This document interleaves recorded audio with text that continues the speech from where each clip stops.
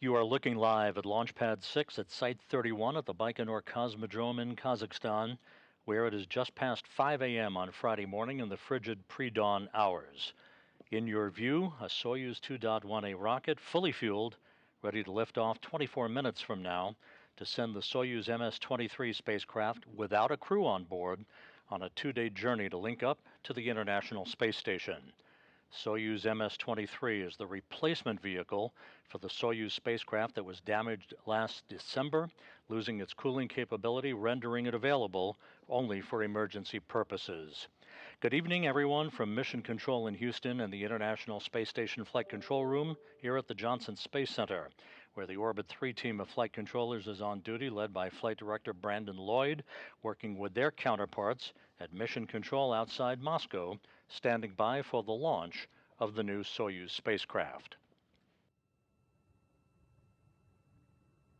This is the video of the coolant leak emanating from the radiator pipe on the Soyuz MS-22 spacecraft that occurred on the night of December 14th, most likely due to external forces, according to Roscosmos, as two Expedition 68 cosmonauts were preparing to begin a spacewalk. The MS-22 spacecraft is docked to the Rassvet module on the Earth-facing side of the International Space Station. Roscosmos engineers and officials working with the International Space Station Partnership determined that Soyuz MS-22 would only be used to return crew members to Earth in the event of an emergency evacuation of the station, with cosmonauts Sergei Prokopyev and Dmitry Petelin on board. They launched on this vehicle last September, along with their NASA crewmate Frank Rubio. In the event of an emergency, Rubio would be required to return to Earth aboard the SpaceX Crew Dragon Endurance, also docked to the International Outpost. Soyuz MS-23, the new Soyuz awaiting launch, will be the nominal ride home for Rubio, Prokopyev, and Petelin later this year.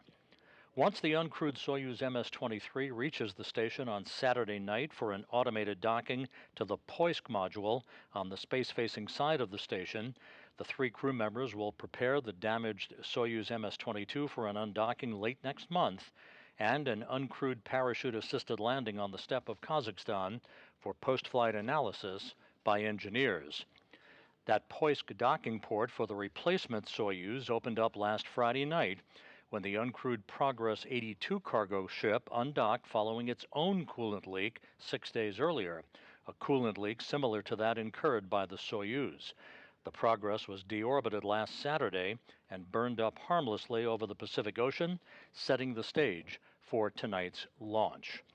Countdown clocks are ticking backward, now 21 minutes, 8 seconds until the liftoff of the Soyuz MS-23. Rather than carrying three crew members to orbit, the uncrewed Soyuz spacecraft is loaded instead with 946 pounds of logistics and supplies for the Expedition 68 crew. And again, this replacement vehicle will be the ride home for Rubio, Prokopyev, and Petelin later this year. On board the International Space Station at this hour, the 7 crew members comprising the Expedition 68 crew are asleep. At the time of launch, the International Space Station will be flying 260 statute miles over the South Atlantic. Extensive engineering tests of the new Soyuz were conducted by specialists in Baikonur. Yesterday, the ISS mission management team met and gave its final approval to proceed with tonight's launch. To punctuate the criticality of this launch, in attendance in Baikonur this evening are NASA's Associate Administrator for Human Spaceflight, Kathy Leaders, and the ISS Program Manager, Joel Montalbano. The 3-stage Soyuz booster was fueled several hours ago. Everything is proceeding on track for launch. The launch time is 6:24 and 29 seconds p.m. Central Time, 7:24:29 Eastern Time, which is 5:24 and 29 seconds a.m. Baikonur time on Friday morning. Once the Soyuz lifts off, the milestones will be as follows. The first stage separation of the 3 stages of the Soyuz booster is scheduled to occur at the 1-minute 58-second mark into the flight, followed about 36 seconds later by the jettisoning of the launch shroud, and then the second stage shutdown of its engines at the 4-minute 37-second mark into the flight. Second stage separation occurs 11 seconds later. The third stage engines will continue to propel the Soyuz uphill to its preliminary orbit, with third stage shutdown and initial orbital insertion occurring at the 8-minute 46-second mark into the flight. Following that, 3 seconds later, Soyuz separation from that third stage. That will activate what is called Program 4, the deployment of appendages, meaning the solar arrays and navigation antennas, and the Soyuz will be on its way. Again, this is a 34-orbit, 2-day journey to reach the International Space Station. At that point, the chase will be on. Automated docking to the Poisk module is scheduled for Saturday night at 7:01 p.m. Central Time, 8:01 p.m. Eastern Time. We're inside the 18.5-minute mark until launch. Again, you're looking at a view of the Soyuz booster, the 2.1A booster on Launch Pad 6, Site 31 at the Baikonur Cosmodrome. The gantry arms were retracted about 20 minutes ago, and the vehicle is on autonomous power at this hour.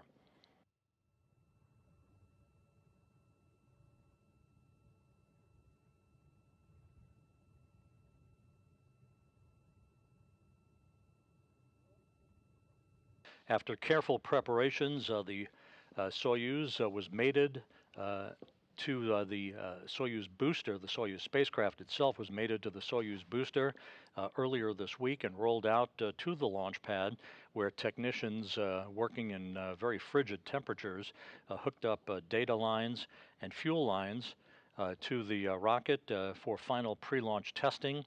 Everything has gone by the book as the Soyuz awaits its liftoff. Again, no crew on board.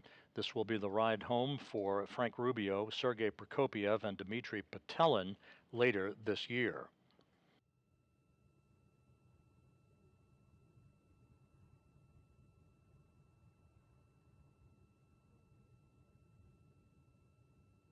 Some of the countdown milestones that will be coming up shortly.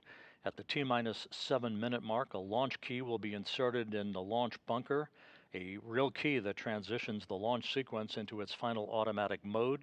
At the T-minus 5.5-minute mark, there'll be a final check of the range down in Baikonur to make sure that the range is clear, no constraints, and that the Soyuz rocket is ready to begin its journey.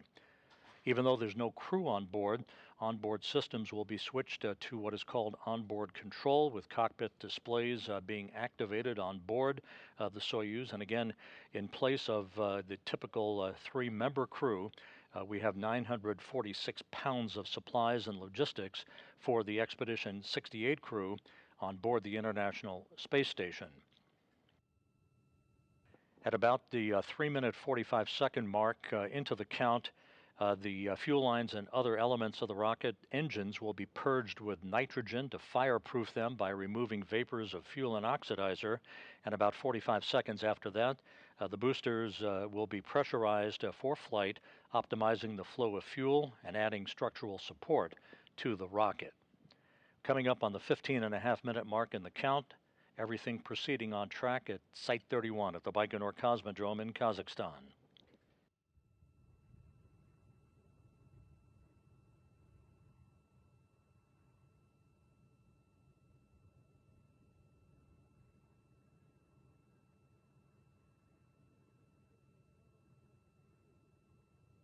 It will be a busy time on board the International Space Station with tonight's launch, of course, and the automated docking of this replacement Soyuz vehicle to the station scheduled for Saturday night.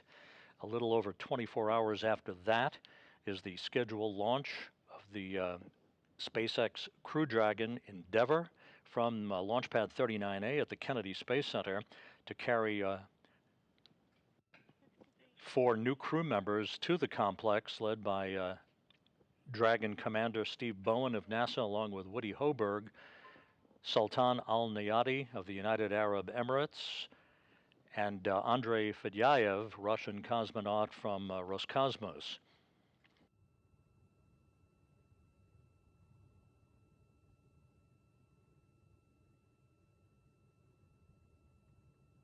Temperatures in Baikonur right now, 25 degrees Fahrenheit, very light winds, and mostly clear skies for the beginning of the 2-day trip by the Soyuz vehicle, and automated docking planned for the Soyuz to the Poisk module on the space-facing side of the complex.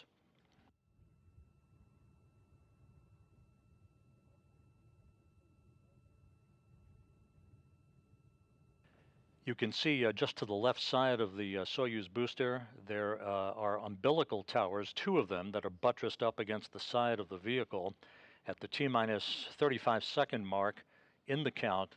The first of the two umbilicals will retract. The second umbilical will separate or retract from the side of the booster at about the T-minus 15-second mark. That will initiate the engine start for the first stage engines on the Soyuz 2.1A booster.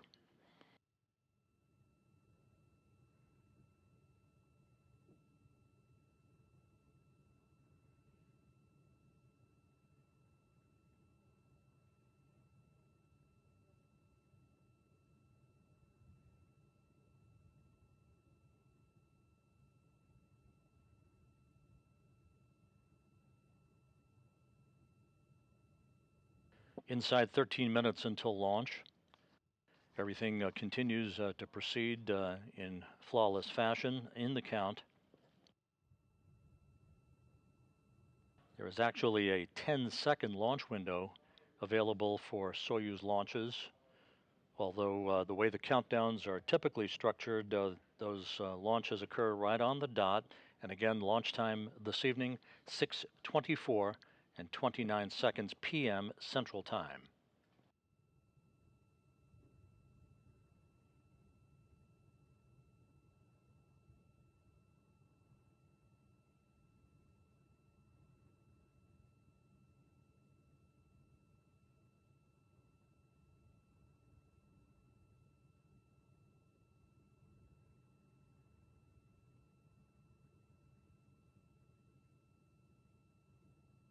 Once the replacement Soyuz docks to the International Space Station, the three crew members who will ride it home, Rubio, Prokopiev, and Petelin, will transfer their Soyuz seatliners.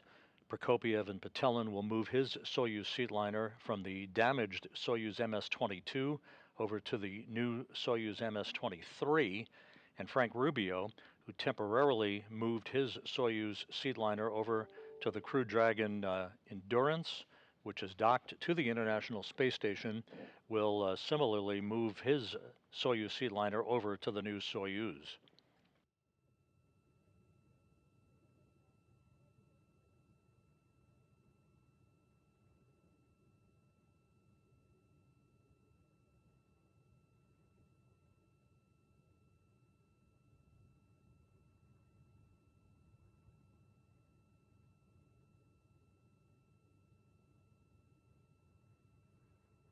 The International Space Station is currently traveling over the southern tip of South America, about to begin a southwest to northeasterly track in an orbit inclined 51.6 degrees to either side of the equator. The Soyuz booster, of course, will launch and then arc out to the northeast over the Central Asian desert, heading for its preliminary orbit with spacecraft separation scheduled 8 minutes and 49 seconds after launch.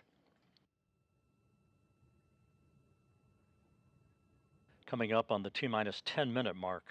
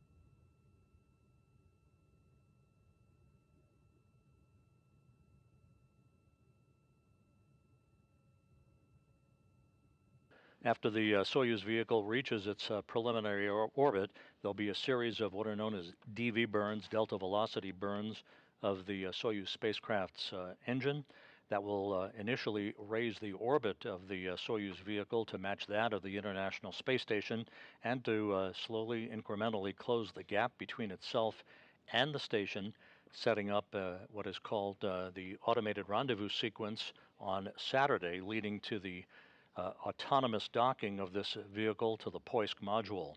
Again, docking on Saturday night, scheduled at 7:01 p.m. Central Time, 8:01 p.m. Eastern Time. We'll be on the air live with that coverage as well.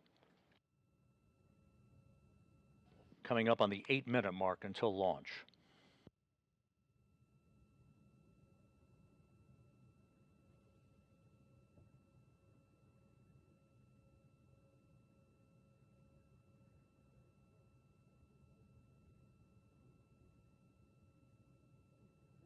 T-minus 8 minutes and counting.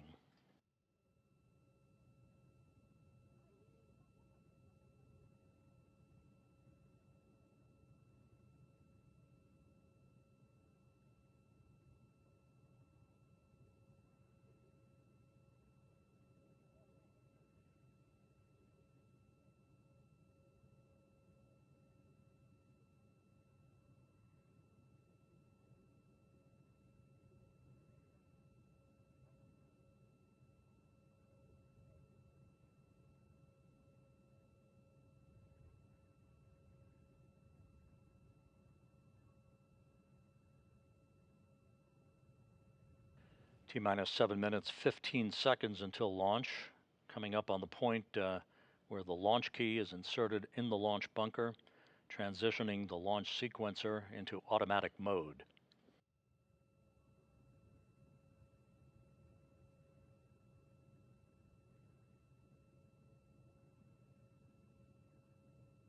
The launch taking place a little more than 2 hours before sunrise on Friday morning in the Central Asian desert.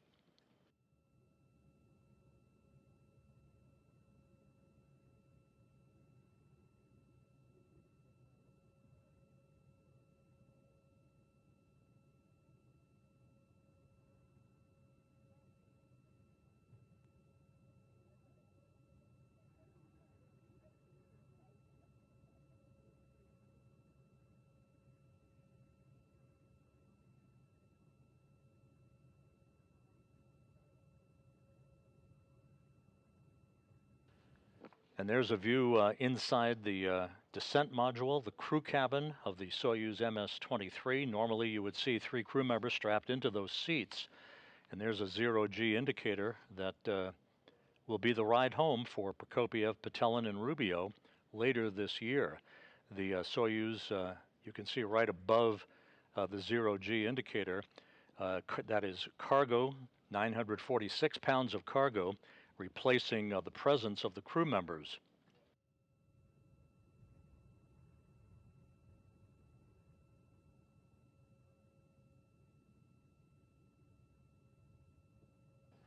T-minus 5 minutes, 30 seconds until launch. The range is clear at Baikonur.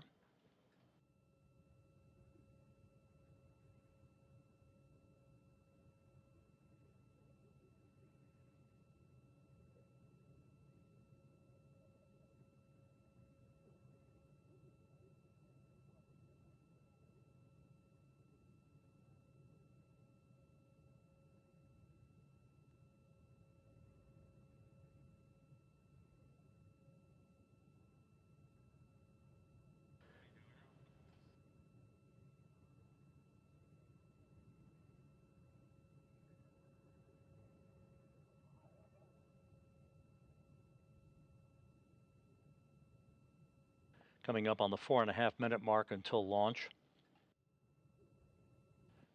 Onboard systems will be switched to what is called onboard control, and recorders are being activated.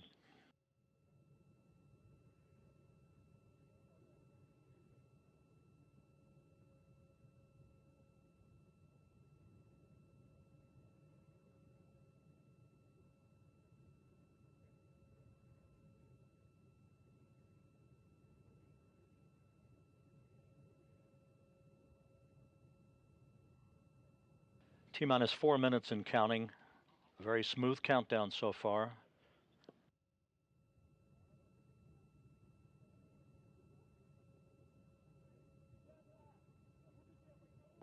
The first stage of the booster is being replenished with fuel. That ground propellant feed will be terminated about a minute and a half before launch.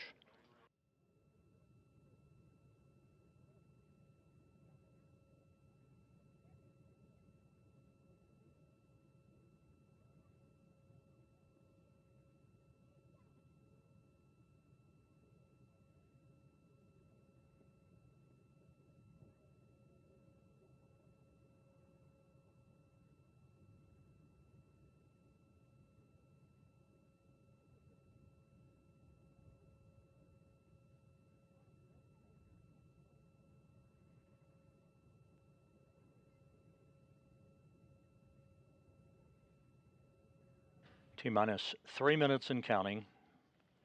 Just a few seconds away from booster tank pressurization.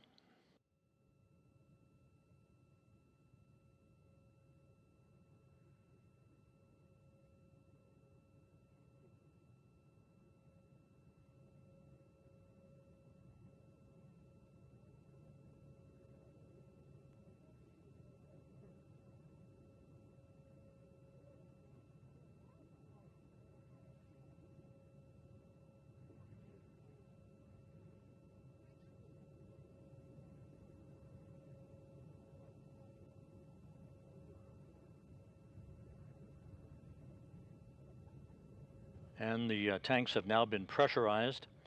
Once again, this optimizes the flow of fuel and adds structural support to the rocket as it sits on the pad. T-minus 2 minutes and counting till the launch of the uncrewed Soyuz MS-23.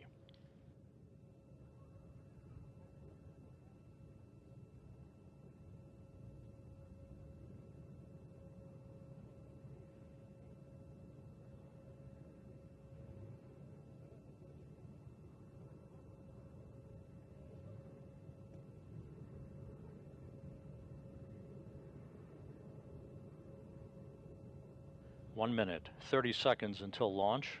The ground propellant feed now being terminated.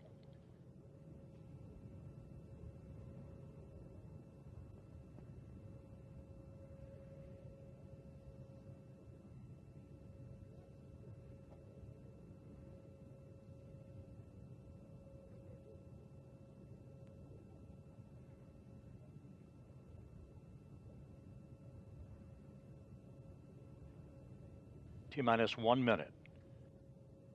Auto sequence start initiated.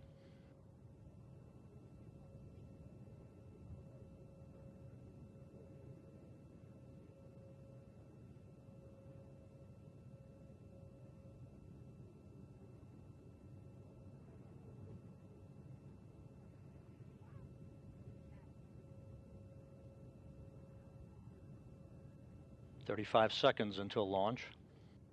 There's the retraction of the first umbilical tower.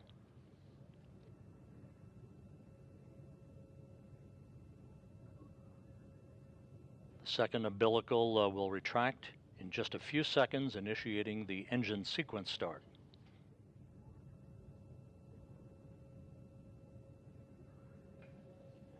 And engine sequence start has begun. Engine ignition confirmed. The engine's throttling up. Now at full throttle. Turbo pumps at flight speed and liftoff.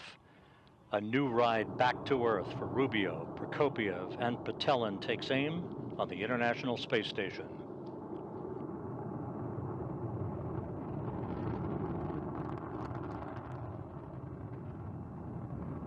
"20 seconds into the flight, roll program confirmed."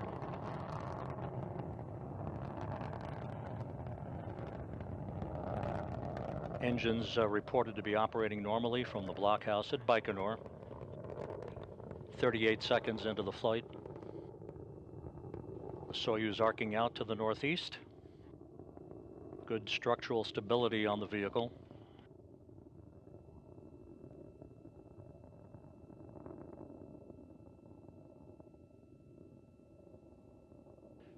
Pressure in the tanks reported to be nominal. We're coming up on the 1-minute mark into the flight. Passing through maximum dynamic pressure.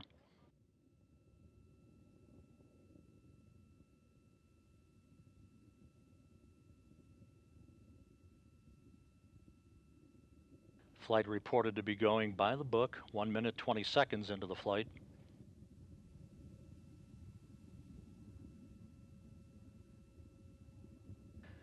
All structural parameters are reported to be normal. The engine's performing as planned. First stage separation is planned about 20 seconds from now.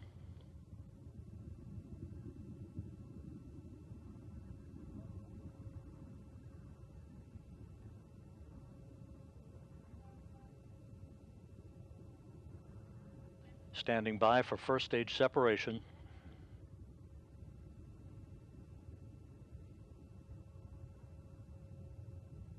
And we've had escape tower jettison and first stage separation.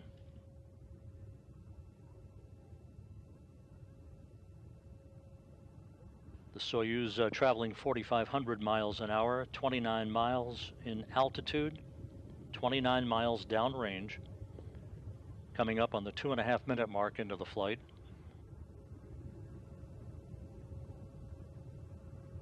Mark, 2 minutes 30 seconds into the flight, about 6.5 minutes to go. And we've had launch shroud jettison.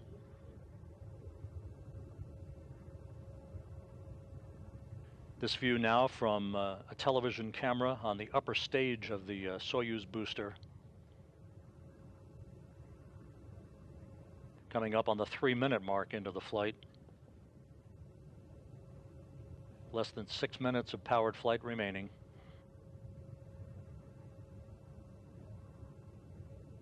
The rocket reported to be stable.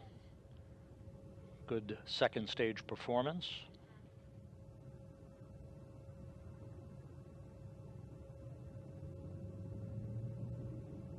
Liftoff time was confirmed at 6:24 and 29 seconds p.m. Central Time, 5:24 and 29 seconds a.m. Baikonur time on Friday morning. 3 minutes 40 seconds into the flight.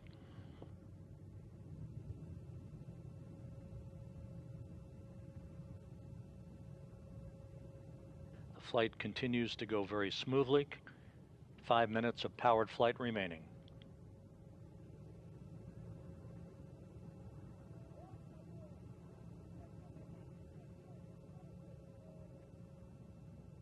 Four minutes into the flight, the Soyuz traveling 7,400 miles an hour, 81 miles in altitude, 190 miles downrange from the Baikonur Cosmodrome.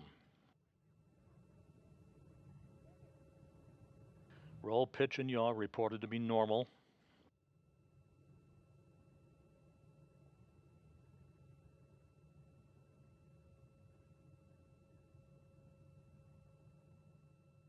Good structural parameters, good engine performance.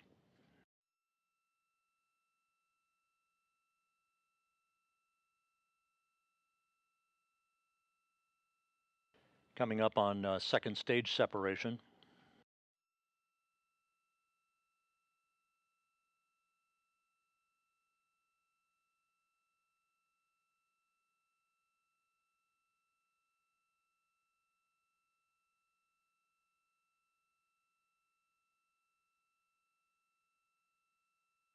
Second stage separation confirmed, third stage engine up and running. 5 minutes, 10 seconds into the flight. 3 minutes and 40 seconds of powered flight remaining.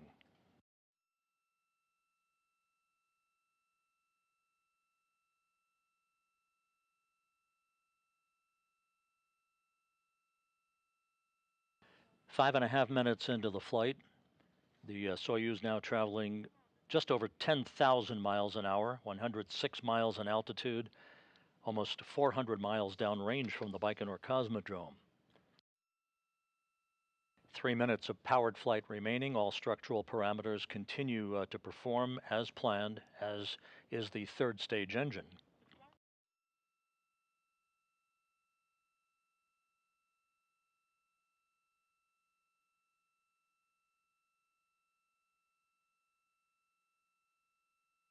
roll, pitch, and yaw, all confirmed to be normal. Good engine performance.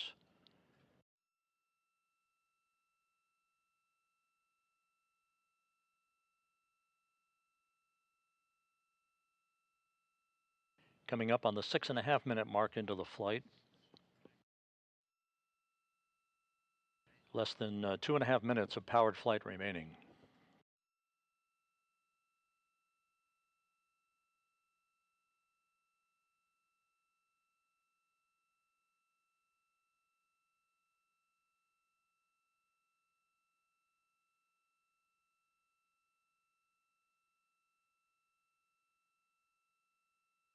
Coming up on 7 minutes into the flight. Mark 7 minutes. 1 minute, 48 seconds of powered flight remaining.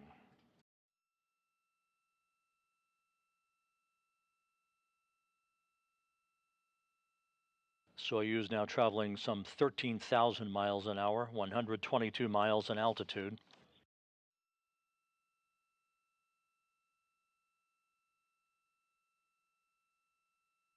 The vehicle reported to be stable. All parameters are good. Engine performance is by the book.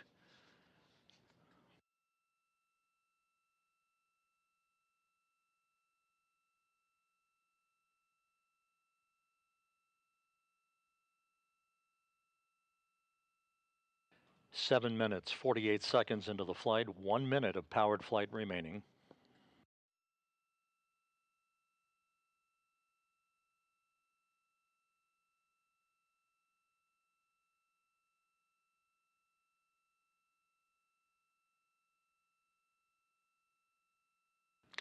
Eight minutes, 10 seconds into the flight. Once again, good engine performance, good structural stability on the spacecraft.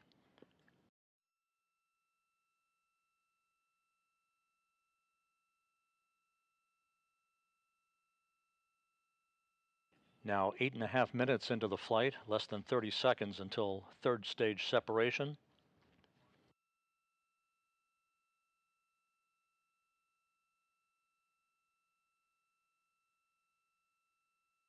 Standing by for third stage shutdown and spacecraft separation.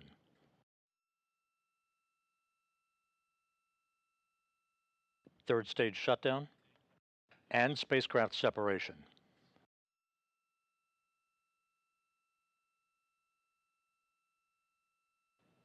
Onboard computers now will command the deployment of the appendages, the solar arrays, and you can see them begin to unfurl. Navigational antennas will be deployed as well.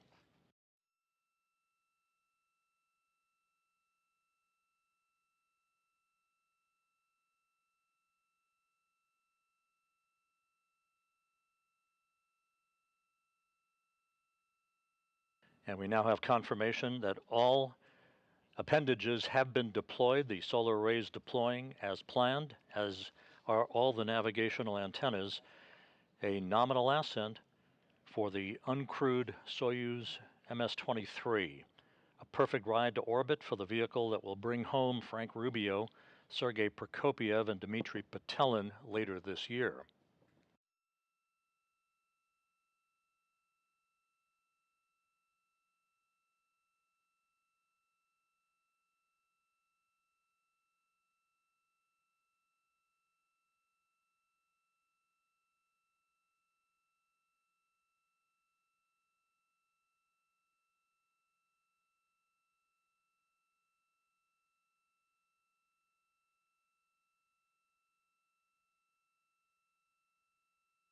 And there's our first view from the external crosshead engineering camera on the Soyuz MS-23.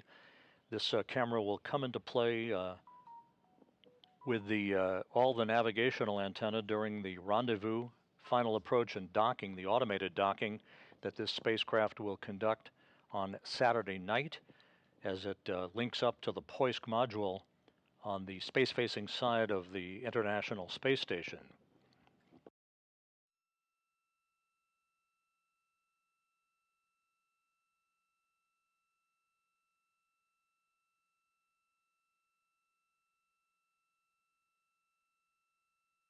So once again, the uncrewed Soyuz MS-23 spacecraft atop the Soyuz 2.1A booster lifted off on time from Site 31 of the Baikonur Cosmodrome in Kazakhstan at 6:24 and 29 seconds p.m. Central Time, which was 5:24 and 29 seconds a.m. Baikonur time on Friday morning. It took just under 9 minutes for the three-stage Soyuz booster to do its job. Everything was perfect all the way up, with spacecraft separation coming at the 8-minute 49-second mark into the flight, followed seconds later by the deployment of the Soyuz's solar arrays and its navigational antennas. At this point, the Soyuz vehicle will conduct a series of DV, or delta velocity burns, of its engine to raise its orbit to match that of the International Space Station and to close the gap between itself and the outpost, setting up an automated approach and docking to the Poisk module of the International Space Station on Saturday night. So with that, we'll wrap up our coverage with a programming note. We'll be back on the air on Saturday night for rendezvous and docking of the Soyuz MS-23, with our coverage beginning at 6:15 p.m. Central Time, 7:15 p.m. Eastern Time. Docking is scheduled at 7:01 p.m. Central, 8:01 p.m. Eastern Time. We'll see you back here on Saturday night. In the meantime, that wraps up our coverage for this evening. A perfect launch for the MS-23, the new Soyuz, the replacement Soyuz, on its way to the International Space Station. This is Mission Control Houston.